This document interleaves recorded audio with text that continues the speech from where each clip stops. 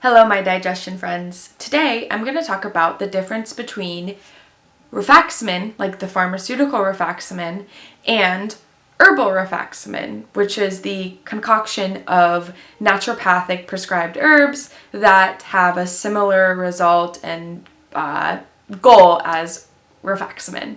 So I want to talk about 4 differences between these two paths if you have SIBO or IBS and you're considering one of these paths. And I'm going to talk about the 4 different variables, one being money, how much each of these costs, the second being time commitment, how much it takes to actually do these treatments, the third being side effect, what are the different side effects for these treatments, and the fourth being results. What are the actual results that you get from these treatments? So, so I'll link the video where I talk really in depth about my rifaximin protocol above, so I don't have to describe it in this one. And then I'll link the protocol that I took for my herbal rifaximin also above because it's very complicated and I have a whole video about it.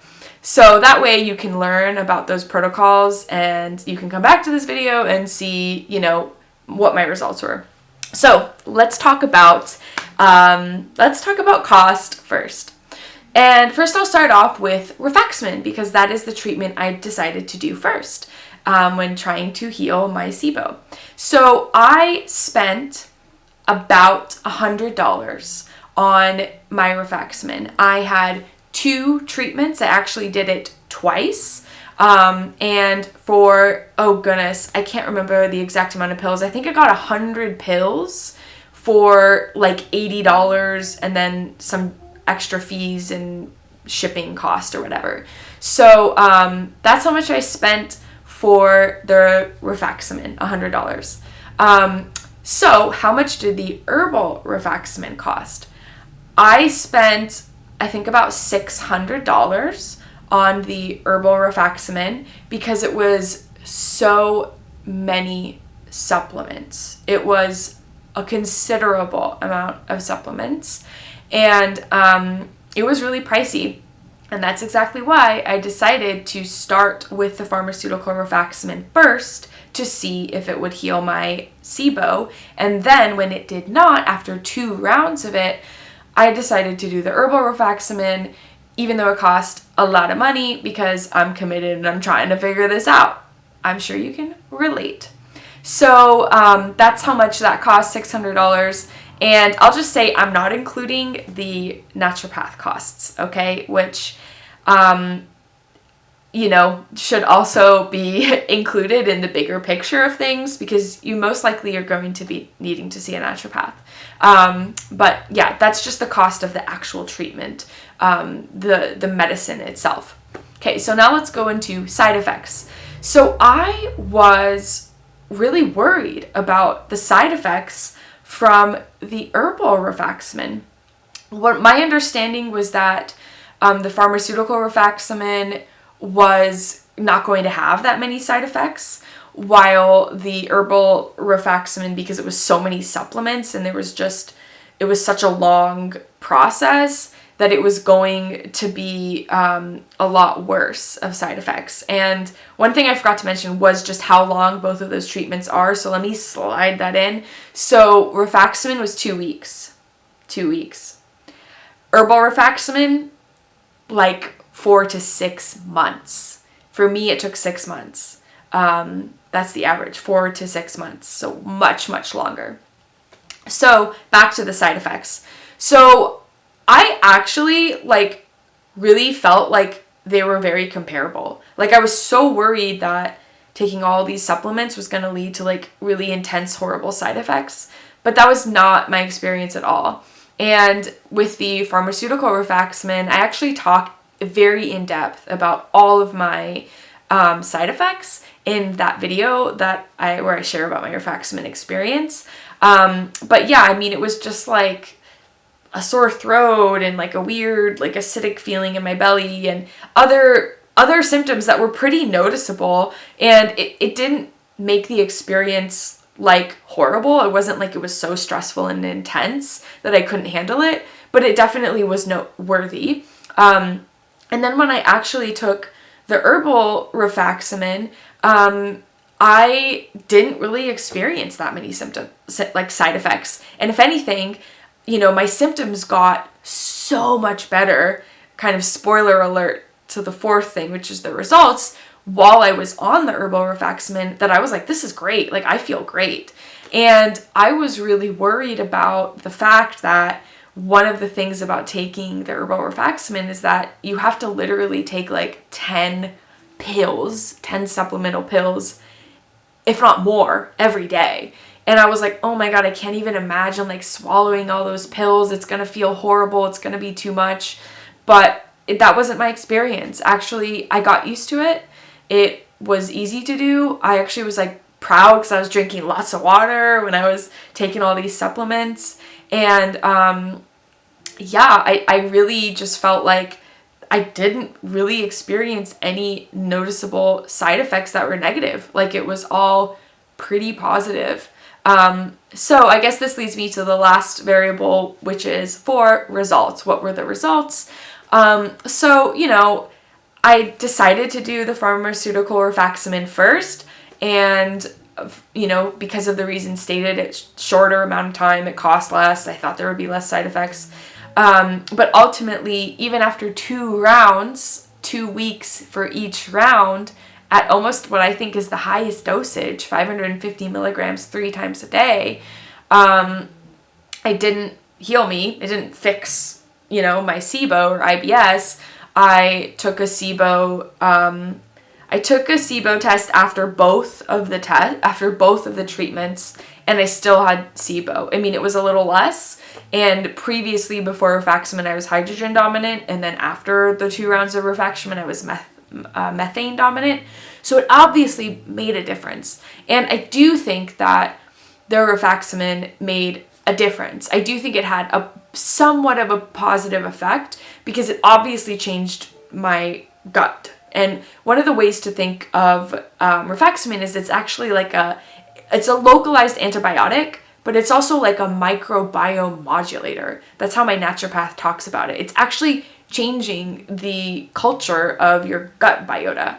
And I do think that it was helpful for me to go in with this kind of like the big guns of rifaximin and kind of help shake things up a little bit.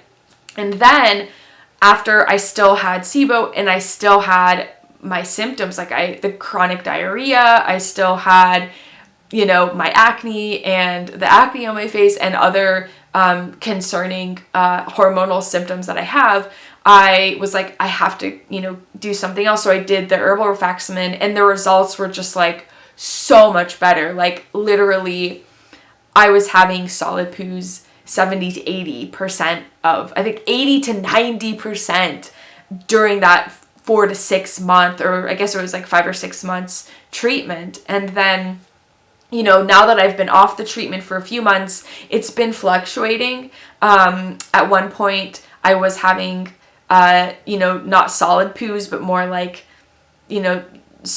diarrhea-y poos, maybe 50% of the time, which is still better than previously. Previously I was literally having diarrhea 70 to 80% of the time. And after the Herbal Rifaximin, through this journey, even 50% is considerably better than my previous experience. But now it's gotten up better. Now I'd say I'm at maybe 60 to 70% of the time I'm at a solid poo. So, hey, I'll take what I can get. So my experience is that the Herbal Rifaximin, hands down, way better. Way better. I mean, I don't know, if I could go back, would I do it differently? Maybe I would just be screw it. I'm just gonna pay the money and do the Herbal Rifaximin first, because I don't really know if that Pharmaceutical Rifaximin was worth it. Was it worth it? Did it make things worse? Did it make things better?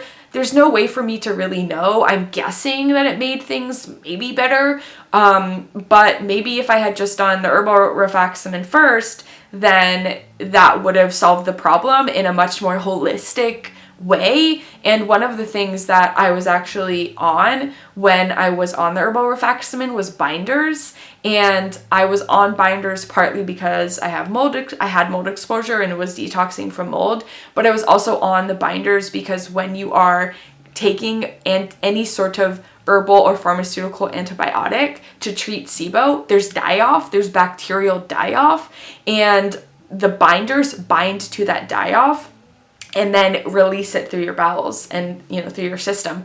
And when I was on pharmaceutical rifaximin, I was not on binders, and the way that my body detoxed was through my skin, which is one of the primary ways that my body is able to detox because my other detox pathways are impaired. So that was annoying and frustrating to say the least, And when I was on the herbal rifaximin, because I was on these binders, it was like my acne was clearing up. It was like so amazing. I just felt like it was way more holistic and better. It was better. So that's my 2 cents. I hope it helps you when you're thinking through what path makes the most sense for you. Ultimately, I'm still on my healing journey. Both of the 2 rifaximin rounds and the herbal rifaximin made, in my opinion, I'm a lot better than where I was. But healing these types of issues takes a long time. I think I've heard, 1 to 2 years after you've kind of adjusted your microbiome to be in a healthy state to start growing and cultivating the good gut cultures.